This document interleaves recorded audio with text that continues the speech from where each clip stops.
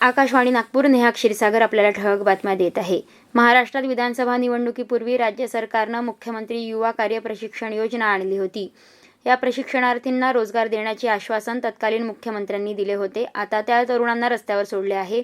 काल आंदोलन केले तर त्यांना बदलून काढण्यात आले.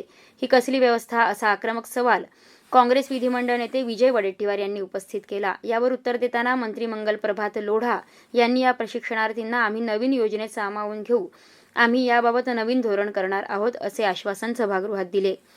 बजोरिया भागातील इम्प्रेस मिलच्या जागेवर स्वातंत्र्याच्या अमृत महोत्सवी वर्षानिमित्त तयार करण्यात आलेल्या वंदे मातरम उद्यानाचं लोकार्पण तसेच प्रधानमंत्री मत्स्य संपदा योजनेअंतर्गत भांडेवाडी येथे उभारण्यात अत्याधुनिक सुविधायुक्त मासोळी बाजाराचं भूमिपूजन मुख्यमंत्री फडणवीस यांच्या हस्ते काल झालं. वंदे मातरम हे गीत भारताच्या क्रांतीचा मंत्र होता. याला 150 वर्ष पूर्ण होत असताना अशा प्रकारच्या देशातील पहिल्या वंदे मातरम उद्यानाचं लोकार्पण होत आहे, असं मुख्यमंत्री देवेंद्र फडणवीस यावेळी म्हणाले. उपमुख्यमंत्री एकनाथ शिंदे आणि भाजप नेता पंकजा मुंडे यांनी नागपूर स्थित राष्ट्रीय स्वयंसेवक संघाचे संस्थापक डॉक्टर केशव बळीराम हेडगेवार स्मृती मंदिर येथे भेट दिली.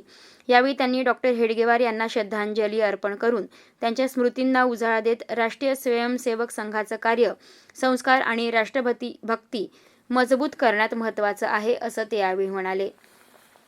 महाराष्ट्र विधानसभेचे उपसभापती अण्णादादू बनसोडे यांनी 12 डिसेंबर रोजी नागपूर शहरातील doctor Babasaheb Ambedkar school of law येथे भेट दिली. बनसोडे यांनी प्राध्यापक चमू आणि विद्यार्थ्यांशी संवाद साधला. लॉ स्कूलच्या दृष्टिकोनावर आणि वारशावर चिंतन केले आणि भविष्यातील राष्ट्रीय नेते, न्यायाधीश आणि प्रतिष्ठेच्या अधिवक्त्यांना घडवण्यात त्याची भूमिका मान्य केली.